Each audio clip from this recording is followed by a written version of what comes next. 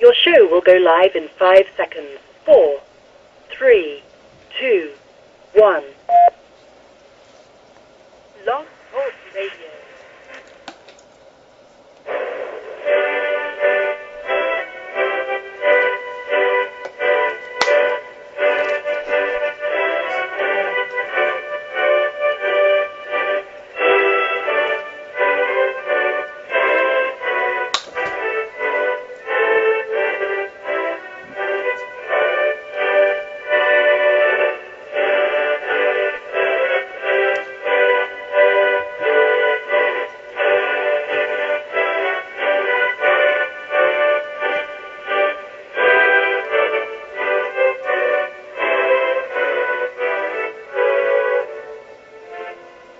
Boa noite, meus amigos, estamos aqui de volta.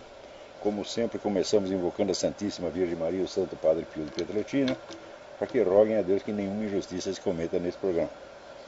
Falando em não cometer injustiça, eu devo pedir desculpas aqui a duas pessoas. A primeira é a Norma Braga, que ela tinha feito umas críticas à direita truculenta, e ela esclareceu que não estava se referindo à minha pessoa. Então, se não falou de mim e dos outros, você pode falar o que quiser que será merecido. Só que eu acho que chamar de truculento, esse pessoal, esse bando de boiola, é um pouco de exagero. Não tem ninguém truculento ali, né? Eles só são truculentos contra o próprio cu, isso sim. Então, mas em todo caso, está tudo limpo, Norma. Continuamos amigos para forever. E o segundo é o Carlos Caliga, aquele que se intitula Corno, Poeta e Viado. Ele mandou um e-mail dizendo que não foi ele que me enviou aquele desafio para um debate. Então, se não foi você, a resposta fica dada ao verdadeiro remetente e você está completamente limpo. Se algo eu disse que pudesse ofendê-lo, você me desculpe. Mas aqui no seu novo e-mail você também me cobra um negócio e me passa um pito injusto. Ele diz, você deveria ter conferido o e-mail. Fala, peraí, como conferir e-mail? O e-mail chega com somente um endereço de remetente. Não tem sentido eu escrever para lá dizendo, foi desse mesmo e-mail que veio esse e-mail? Não faz sentido, não tem o menor medo de conferir. Quer dizer, agora eu sei qual é o seu verdadeiro e-mail, mas antes eu só tinha aquele endereço. Então também isso aí fica tudo limpo.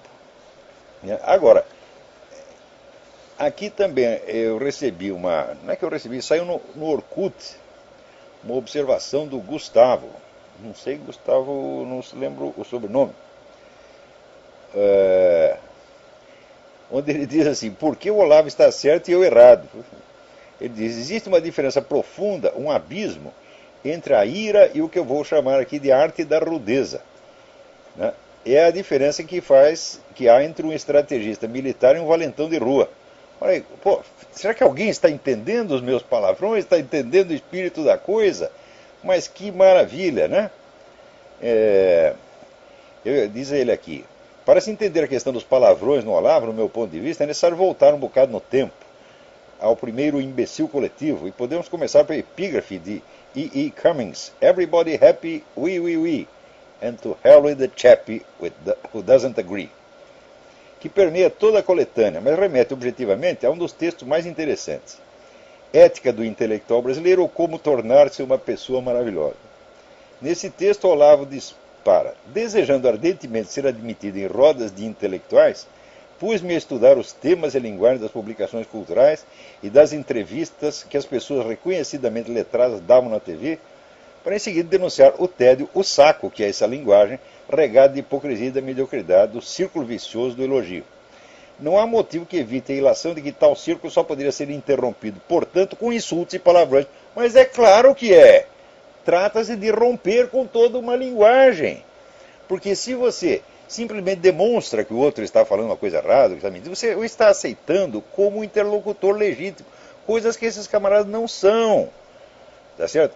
Pessoas como o Dr. Emir Sader, ou como Rodrigo Constantino, tá certo? Ou como Sidney Silveira, tá certo? Tem que ser expulsas da vida intelectual a pontapés no meio do cu, tá certo? Elas têm que ser envergonhadas em público para elas entenderem que elas não são o que elas estão querendo parecer. Não é questão de que tem uma ideia errada, porra. Né? Por exemplo, ideia errada. podia ter, por exemplo, eu posso discutir uma ideia errada da Marlene Achaui, porque a Marlene Achaui é uma intelectual, uma pessoa relativamente séria, então pode se discutir, mas eu não posso discutir com o Dr. Emir Sader, eu não posso discutir ideias com um homem que escreve Getúlio com LH, eu não posso fazer isso, tá entendendo? Quer dizer, o sujeito está lá posando de professor, de chefe de departamento, e não sabe sequer a língua na qual escreve. Como é que se pode aceitar um sujeito desse? O Rodrigo Constantino, né, vem discutir negócio de história comigo usando como fonte Voltaire e a Wikipédia. O que é para fazer com um moleque desse? Né? Mostrar que ele está errado? Não, tem que mandar tomar no cu e calar a boca, porra. É só assim que você coloca o sujeito no seu devido lugar, marca a distância. Não é isso? Então, por exemplo, eu lembro quando eu publiquei aquele artigo sobre Newton, né, dizendo que o mecanicismo de Newton havia espalhado uma onda de burrice pela Europa. Ah, o que eu recebi de carta indignada. Como você ousa falar de Newton? Quem é você para falar de Newton? Né?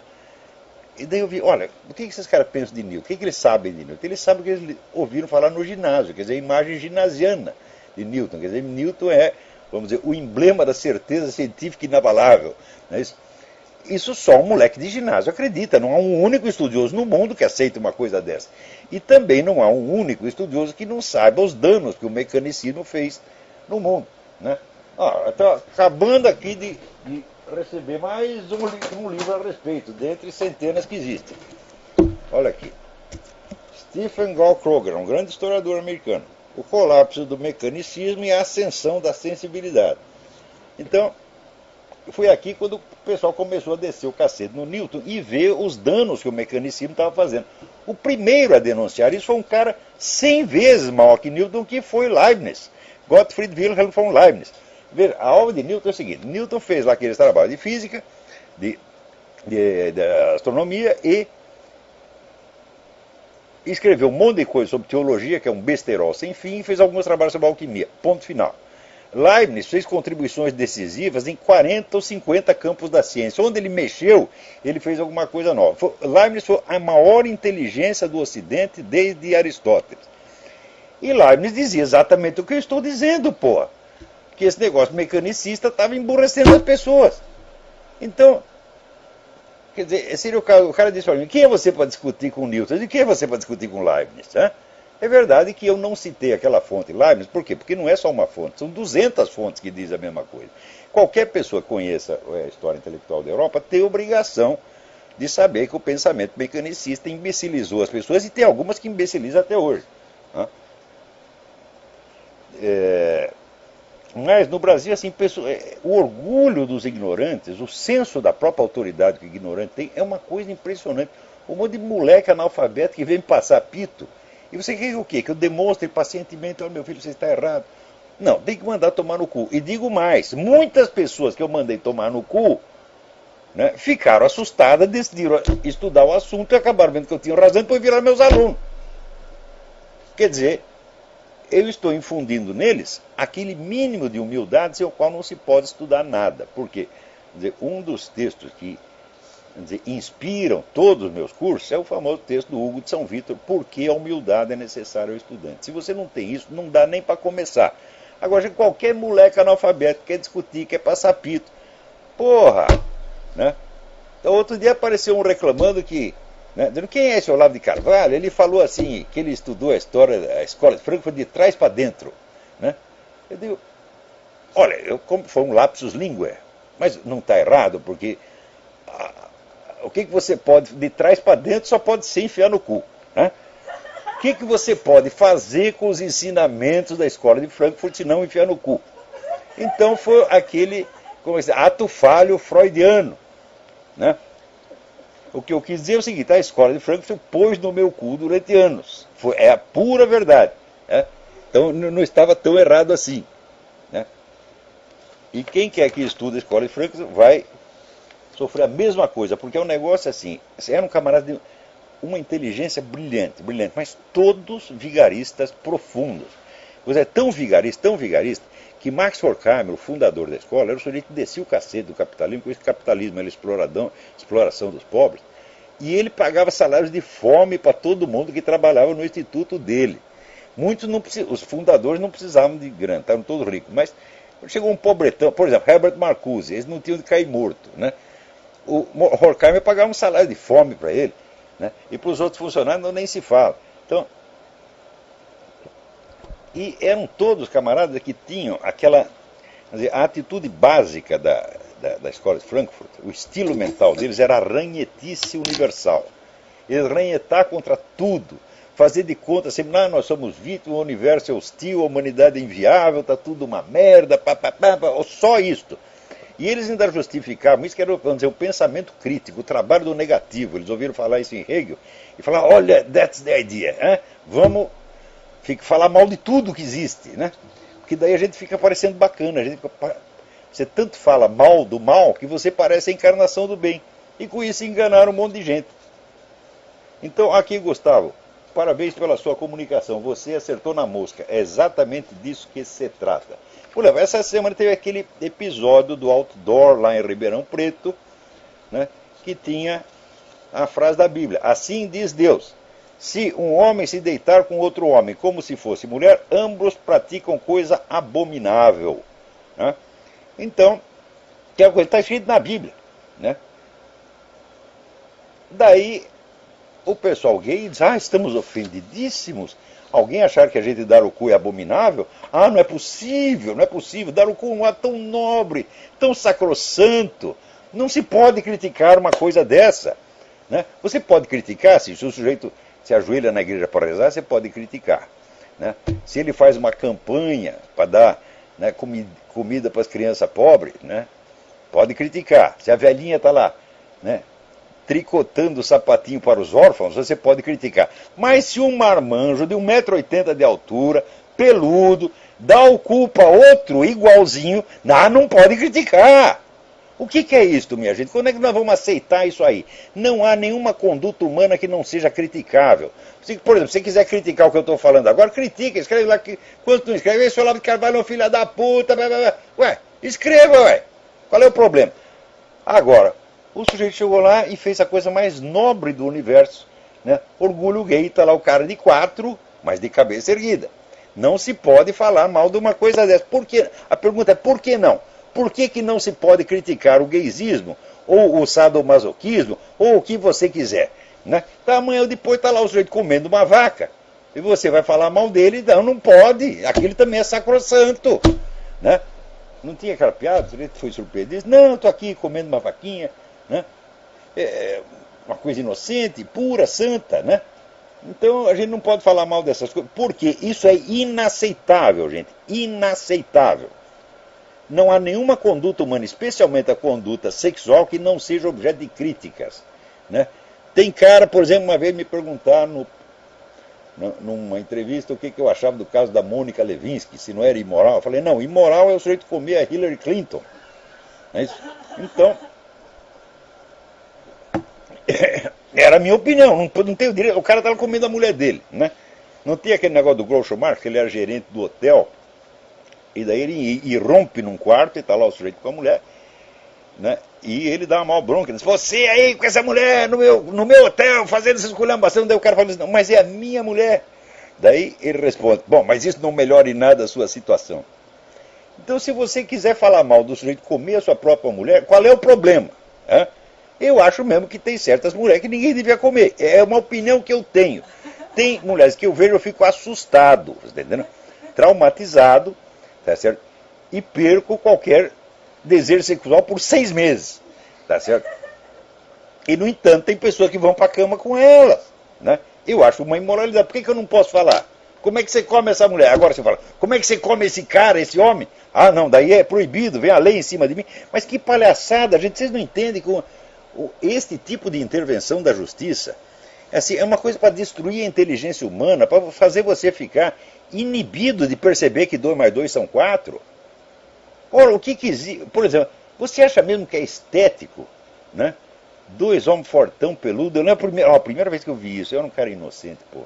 Eu tinha um vizinho traveco, né, que cantava numa boate e vivia convidando a gente para ir no show dele. Né? Vai lá. Daí um dia nós fomos. Né? Eu com a minha então esposa fomos. E na hora que eu entrei, eu vi uma coisa que eu nunca tinha visto na minha vida. Era 2 homens de terno e gravata, barbudo, um agarradinho no outro, beijando. Aquilo para mim foi um soco na boca do estômago. Não é para um negócio moralista. Assim, eu não tinha nenhum preconceito contra gay que eu fui lá atendendo o convite do meu vizinho traveco, viadésimo, 100 vezes mais viado que aqueles caras. E eu fui lá, tá certo, para fazer uma gentileza pro meu vizinho. Daí chegou lá, eu vi aquele negócio, eu não estava preparado para duas pessoas idênticas. Daí eu comecei a imaginar eu comendo eu mesmo. Né? Imagina assim, dois olavam, né? Um enrabando o outro. E eu pensava naquilo e falava, não, isso é absolutamente intolerável, do ponto de vista até estético. Então por que não pode falar mal, porra? Por exemplo, você acha que é estético alguém comer o Luiz Motti? Pensa bem, porra. Você imagina lá, então, um garotão musculoso desse de academia comendo o Luiz Motti, o pior, sendo comido por ele. Né? Eu acho que é chocante. Vamos dizer, é uma cena que você pode mostrar no cinema. Por exemplo, hoje em dia todo filme tem uma cena de sexo. Todo. Mas é geralmente um cara bem apessoado com uma mulher bonitona. Não é isso? Agora põe lá alguém comendo o Luiz Motti, para ver se fica erótico. Não é erótico, meu Deus do céu. Né? Olha, o cara, para ser esse tipo de gay, né, tem que ter muita imaginação, porra. Eu não consigo atinar o que eles ficam pensando quando estão lá transando com o Luiz Motti. E, não estou falando, não é questão do Luiz Motti, não. Se o cara fosse comer eu digo, o que o cara teria que pensar na cabeça dele, né, para aguentar uma coisa dessa? É medonho. Agora, a justiça foi lá, o juiz foi lá e mandou tirar um outdoor. Ele não pode dizer que isso é abominável. Né? Quer dizer, qualquer coisa no mundo você pode chamar de abominável, menos dar ou comer o cu dos outros. Você não tem um pouco de medida do ridículo, não? É claro que pela pressão oficial você pode forçar as pessoas a não enxergar o que elas estão vendo. Mas você faz isso uma vez, duas vezes, três vezes, depois da 10ª vez, o cérebro do sujeito virou paçoca, pô. Se imbecilizou completamente.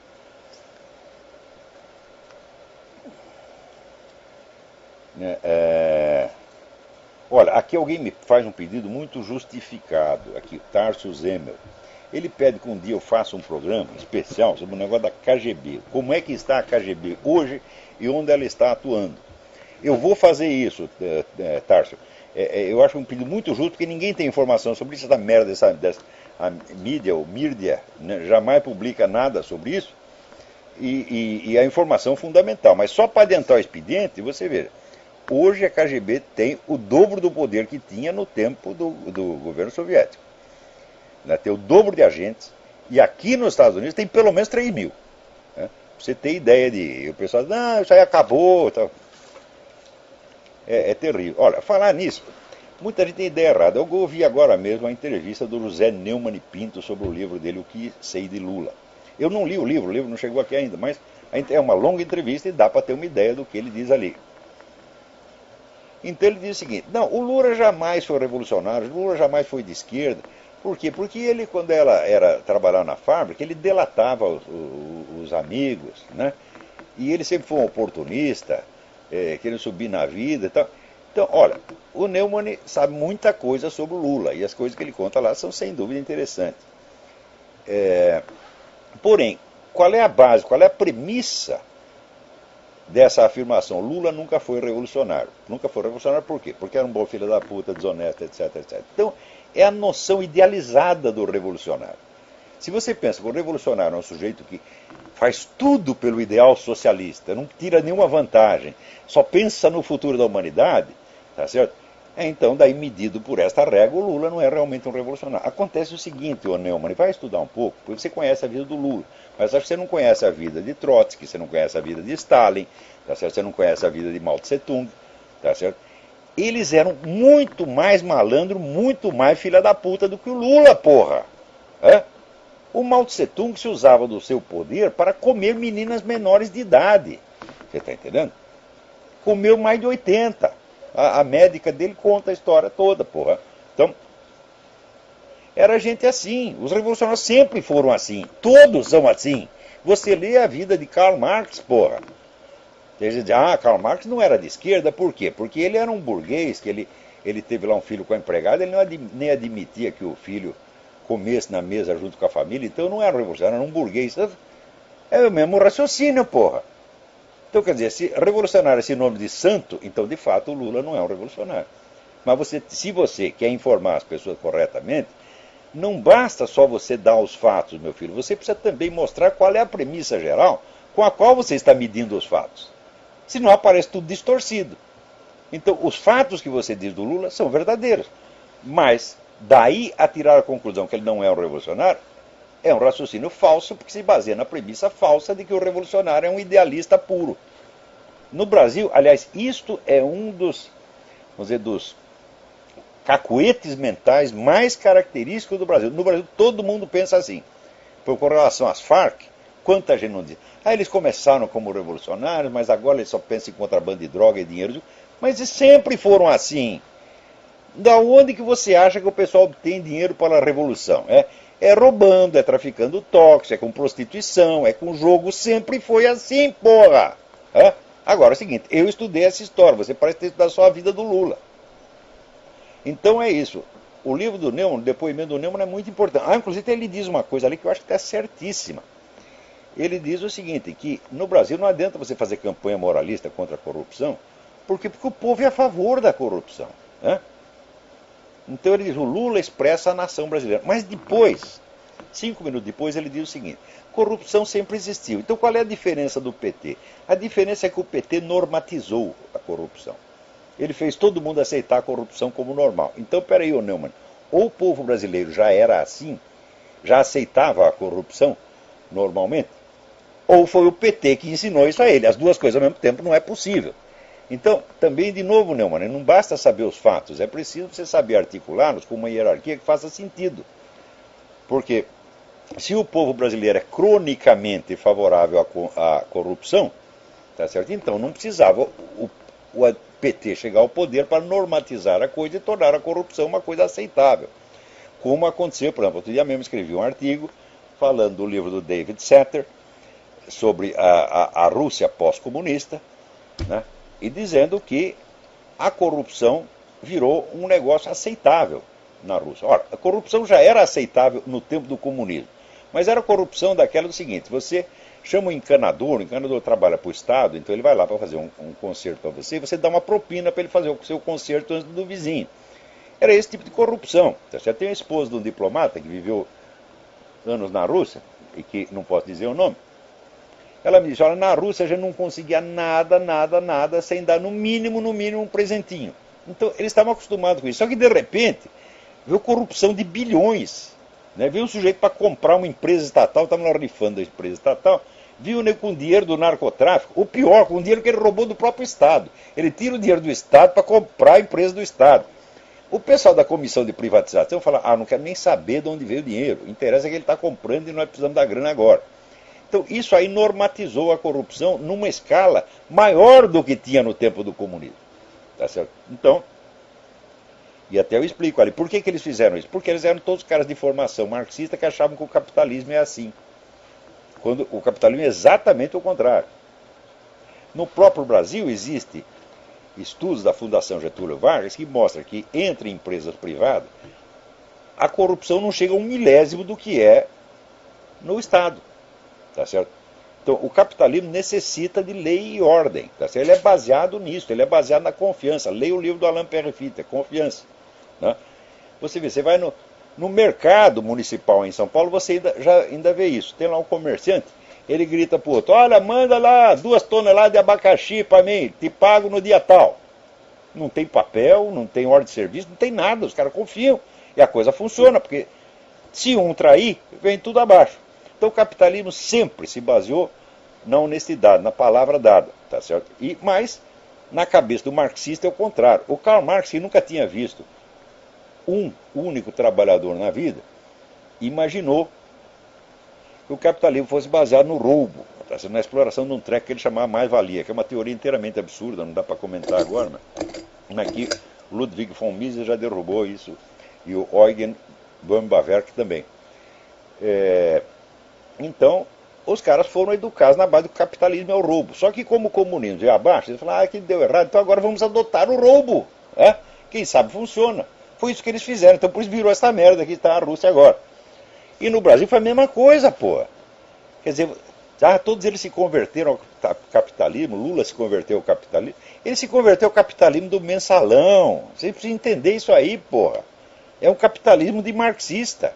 É um capitalismo de quem odeia o capitalismo, de quem tem nojo do capitalismo e que vai para dentro do capitalismo, levando para dentro dele toda a sua podridão pessoal. Tá certo? E foi isso exatamente o que fizeram.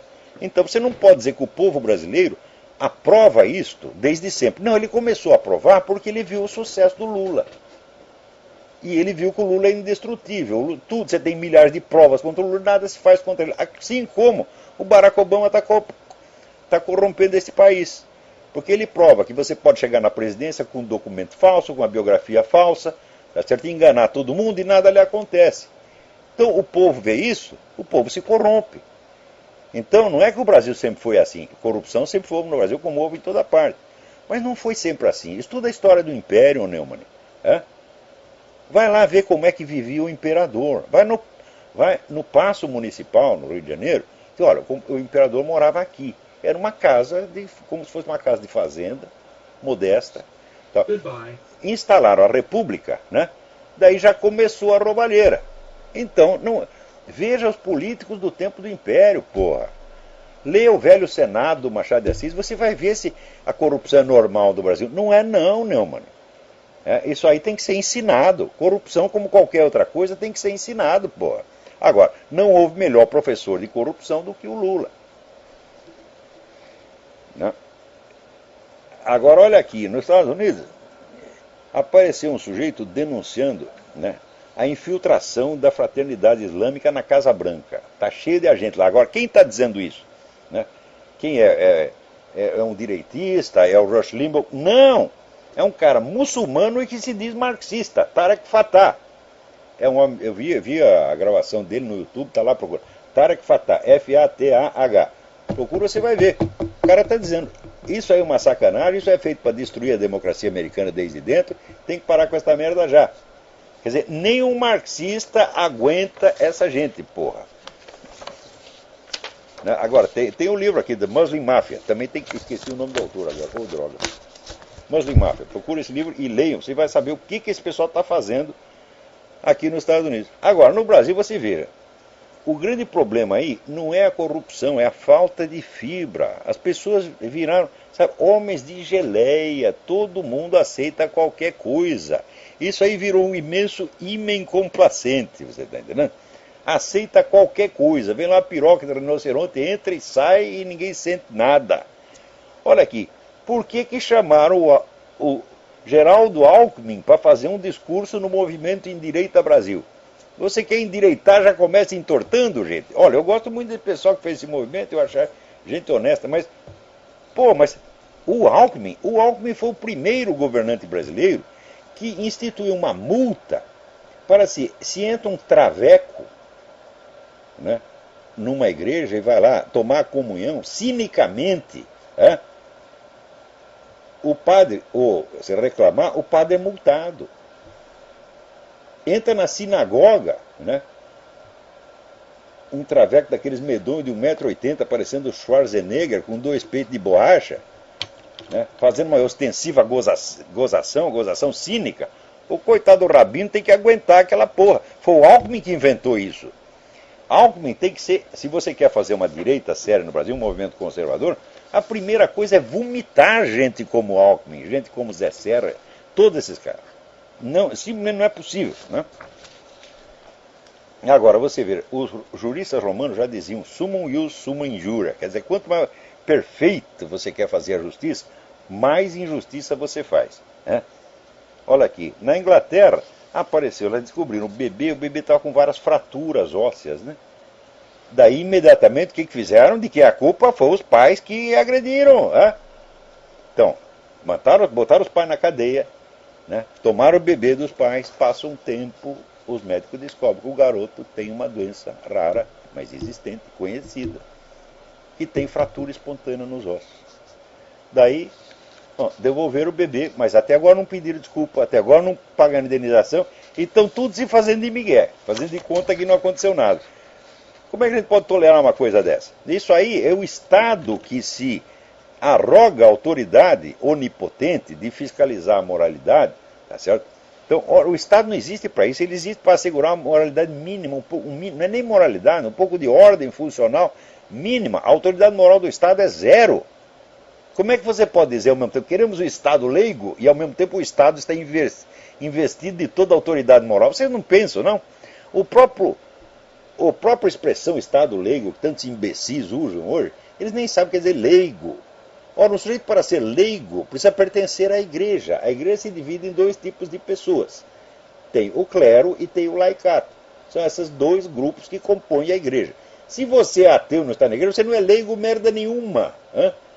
Para ser leigo tem que ser religioso. Você não entendeu ainda? Agora no Brasil, né, começaram a usar essa expressão, Estado leigo, Estado leigo.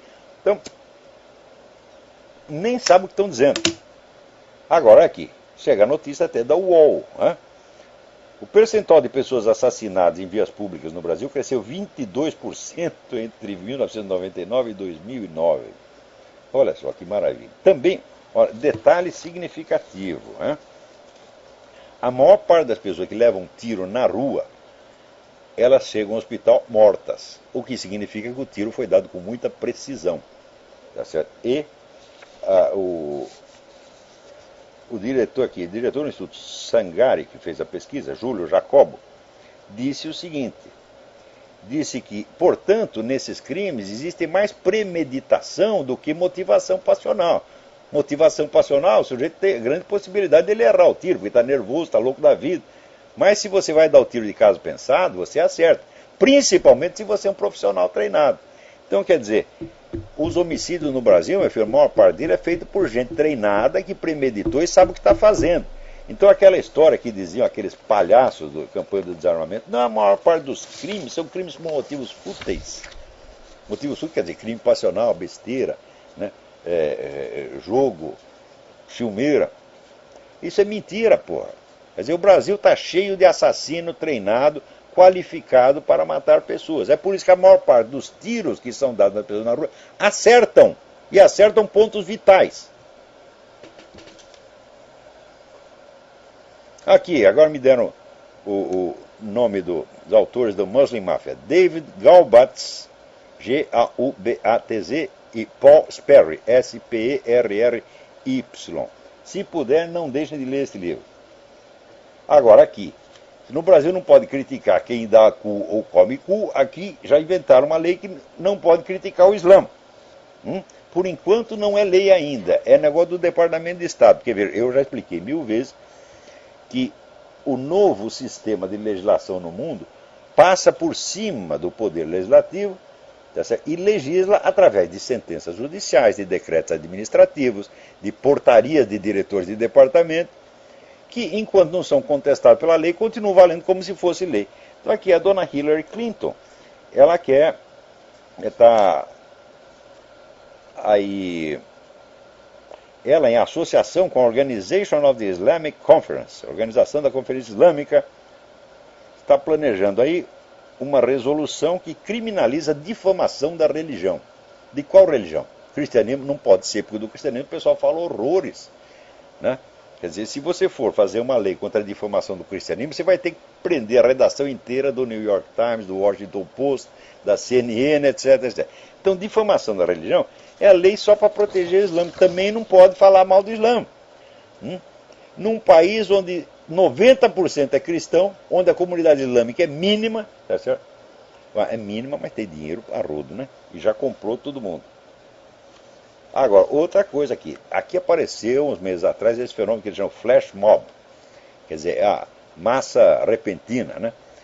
Então, de repente aparece um grupo de 100, 200 rapazes, todos pretos, sempre pretos, e batendo exclusivamente em gente branca. Então isso aconteceu já em várias cidades. Aparece um aqui, outro lá, eles vão lá, dão um cacete nas pessoas, tá certo? Sempre na base, no mínimo é 10 contra 1, tá certo? Então não tem como defender.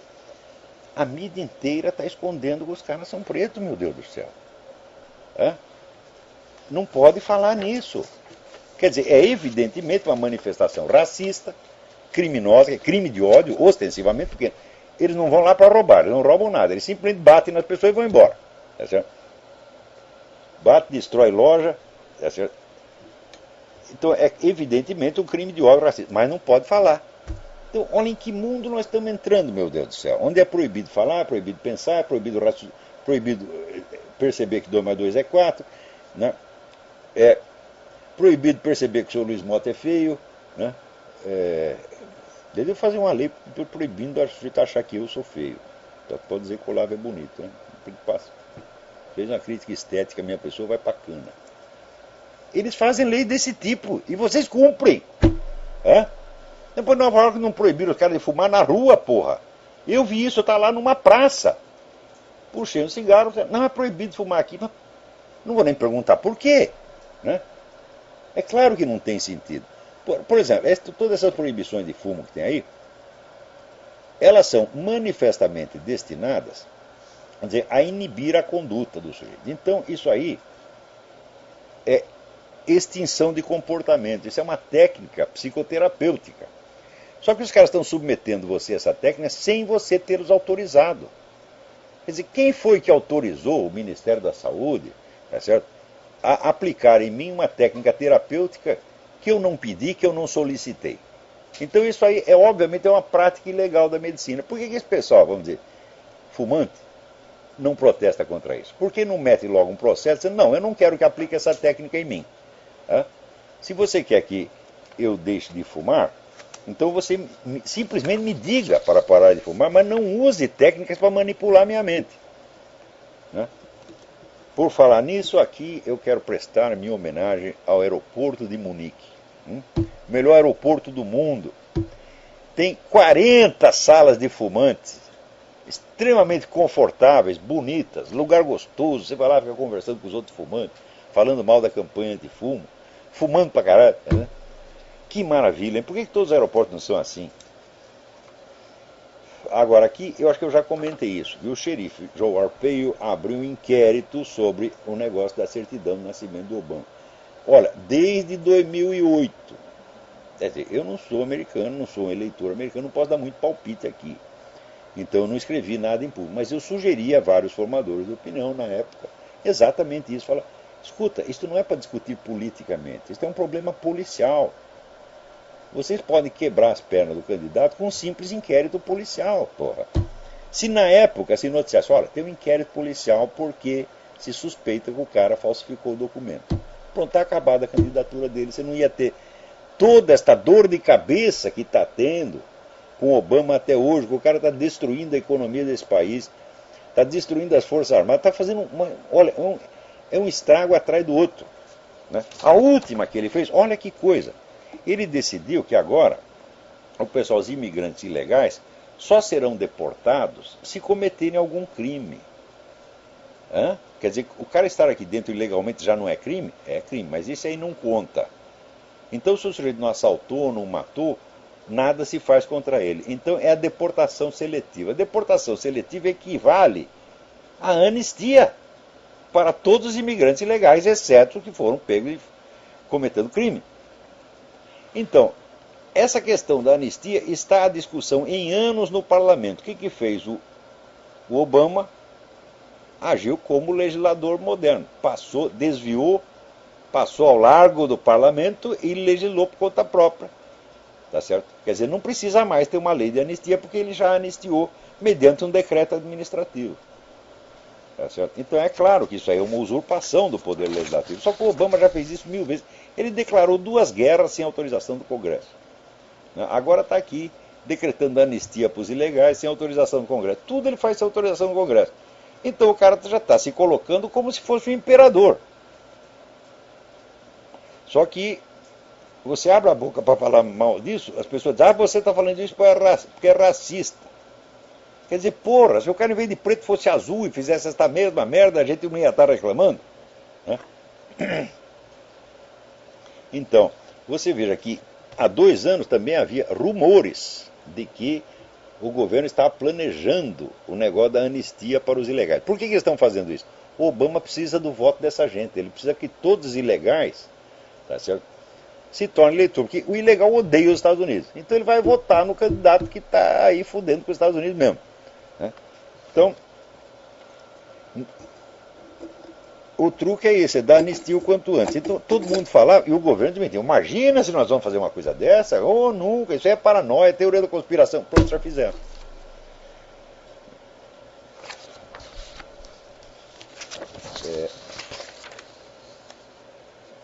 Agora, olha aqui, presta atenção. Anos atrás, 5, 6 ou 7 anos, aqui 10 anos atrás, eu escrevi: depois do movimento gay adquirir autoridade e se tornar fonte de direitos, fonte da lei, tá certo? O que já é uma coisa absurda, o passo seguinte seria legalizar a pedofilia. Então, como é que os gays começaram a obter essa autoridade? Começaram assustando a Associação Psiquiátrica Americana, invadiam a Assembleia da Associação para atemorizar os médicos e forçá-los a tirar o homossexualismo da lista de doenças mentais. Ou seja, o homossexualismo foi tirado dessa lista não por motivos científicos, foi tirado por cagaço. Quer dizer, usaram intimidação, os caras tiraram, os velhinhos tiraram. Estão fazendo a mesma coisa agora para normatizar a pedofilia. A Associação Psiquiátrica Americana já está seriamente pensando em tirar a pedofilia, né, do seu Diagnostic and Statistical Manual of Mental Disorders. Então vai sair, não é mais doença, meu filho. Depois de não ser mais doença, então vai se tornar uma conduta normal e aceitável.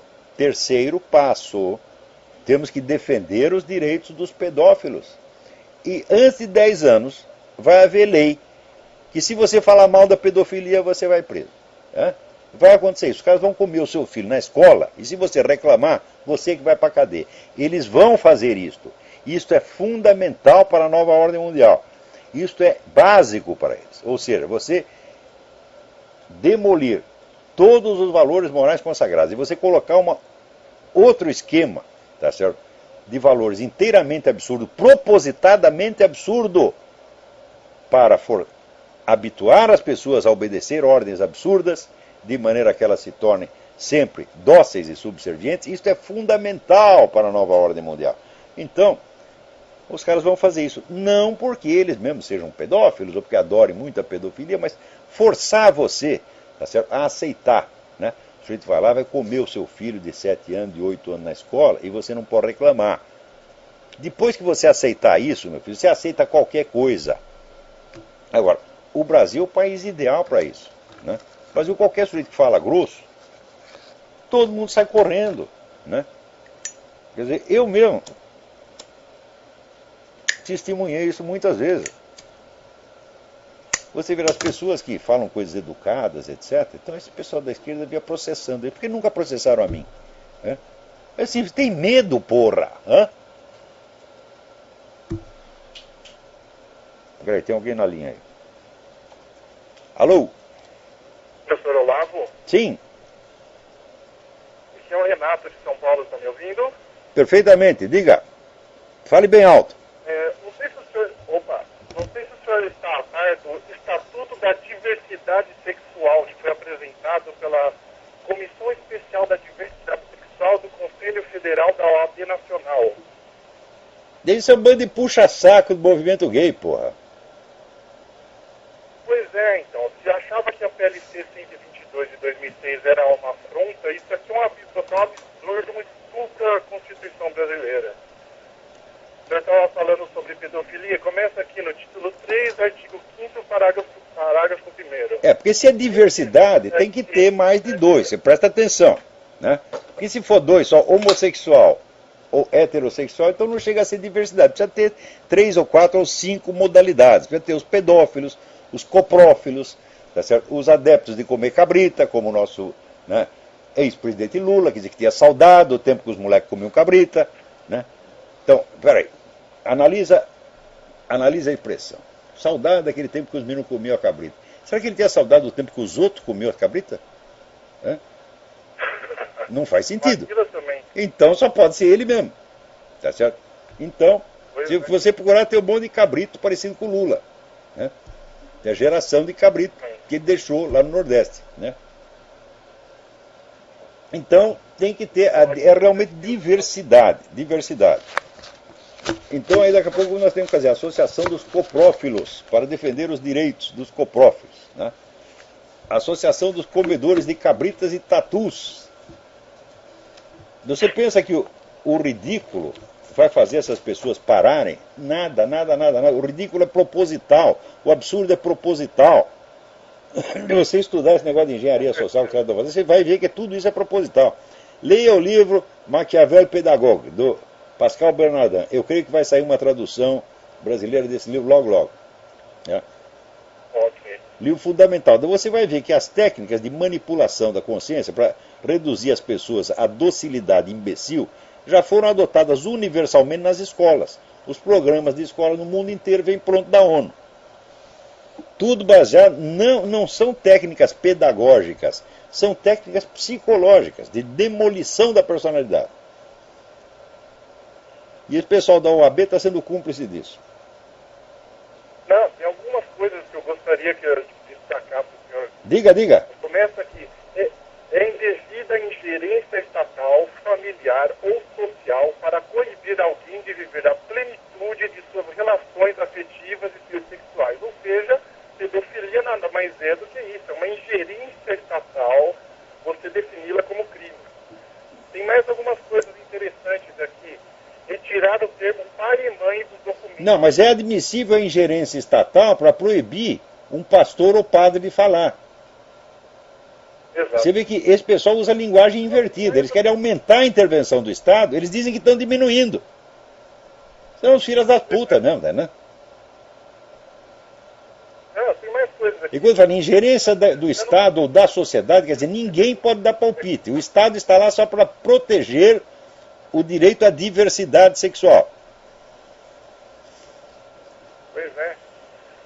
Tem aqui, aos 18 anos, os homossexuais vão ganhar direitos de fazer cirurgia de mudança de sexo.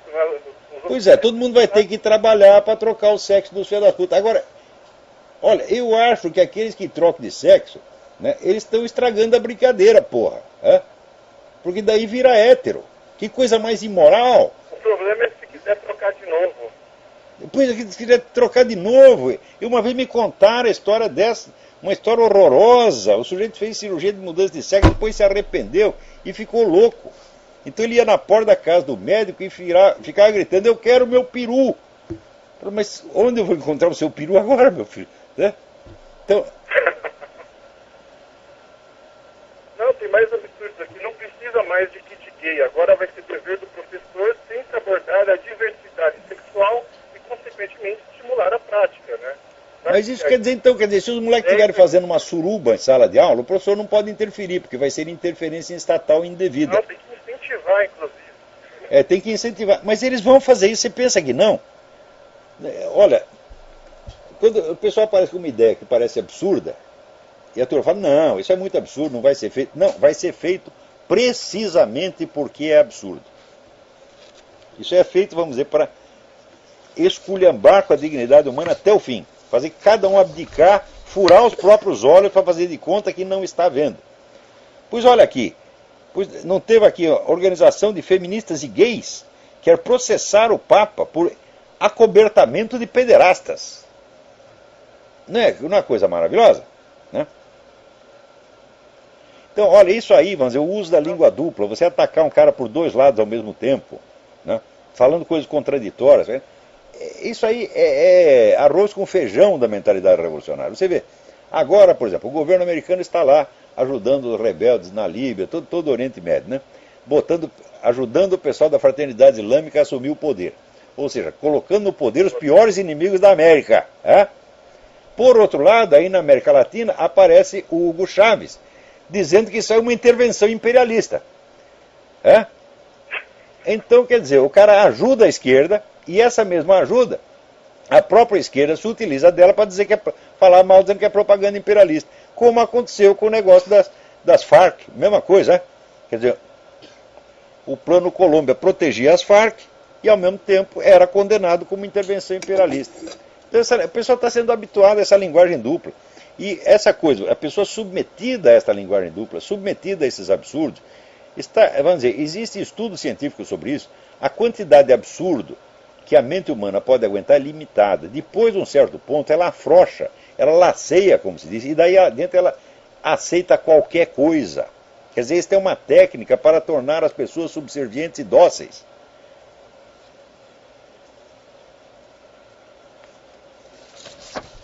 Então, olha aqui. Puta que pariu. Saiu aqui, né, o retrato oficial do que o governo americano, né, Departamento da Segurança Interna, secretária Janet Napolitano, soltou lá a descrição do terrorista típico. E entre os traços está o seguinte: o terrorista típico é branco. Não é só branco, é Caucasian. Caucasian exclui os árabes. Caucasian não é só branco, é o branco europeu. Então quer dizer que os terroristas típicos são brancos europeus. Ora, puta que pariu. Por que você diz, não, mas é muito absurdo. Mas você não entende que ela faz isso? Por que é absurdo? É por isso que uma das viagens que a gente fez nos Estados Unidos, logo depois do negócio do 11 de setembro, né, se aparecia um sujeito, né, vestido, um árabe vestido de turbante, com a granada no meio do turbante, ninguém nem tocava nele. Daí atrás vinha um velhinho texano com aquele chapelão, as botas de cowboy, depenavam o velhinho. Quer dizer, isso é mesmo uma inversão total. E isso é proposital. Se você aceita isso uma vez, duas vezes, na terceira vez sua mente está liquidada. Então, olha aqui. Eu tenho aqui alguns avisos para dar que eu esqueci de dar no começo do programa. Primeiro, quero lembrar que de 17 a 22 de outubro, eu vou proferir aqui em Colonial Heights, Virgínia, o curso Raízes da Modernidade. Onde vou juntar ali várias conclusões que eu obtive do estudo de Bacon, Galileu, Descartes, etc. Onde há alguns pontos estruturais que estiveram ali na origem, na formação da modernidade. Então, informações e inscrições com o misterioso senhor Eduí. Telefone 041 9974 4443, 041 9650 9671 ou 041 3527 0987.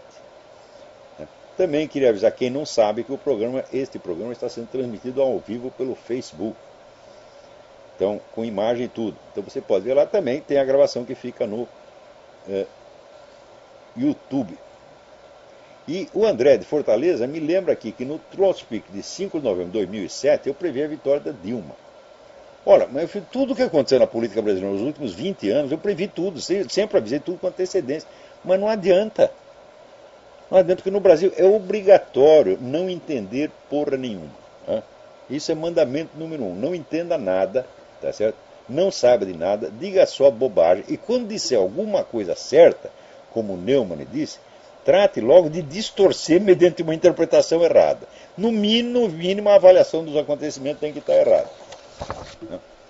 Por não apareceu aí este Brazilianist, historiador americano John French, dando uma entrevista para a BBC, onde ele disse: olha, 20 anos após a queda da União Soviética, a esquerda no Brasil e na América Latina em geral está mais forte do que nunca, graças à criação do Foro de São Paulo em 1990. Quer dizer, é o óbvio, agora é o fato consumado. Tá certo? Então isso já virou arroz e feijão entre os brasilianistas. Só que, veja, quando eu dei entrevista ao Pedro Bial na Globo em 1996, e eu disse para ele que a esquerda está crescendo, só faltou rir na minha cara. Ele disse, como? A esquerda está liquidada, acabou, todo mundo... Você está vendo? Quer dizer, esse pessoal, jornalista é isso, eles escrevem besteira no jornal e depois eles leem e eles acreditam na besteira que eles mesmos falar. Jornalista que acredita em jornal, meu filho, o que é isso, porra? Jornalista, eu lembro que tinha um grande jornalista no Brasil, o Rolf Kuntz, ele dizia, os jornais são autofágicos, eles se alimentam uns dos outros. Né? O que quer dizer o seguinte, fonte primária não interessa, fato não interessa, só interessa aquele universo de opiniões e de fantasias que sai no jornal. Então, eu publicar, por exemplo, as atas completas das assembleias do Foro de São Paulo, isso não significa nada. Né? O que interessa é a opinião que o seu fulano deu lá na Globo, no Estadão. Porra, assim não vai, pô, assim não vai.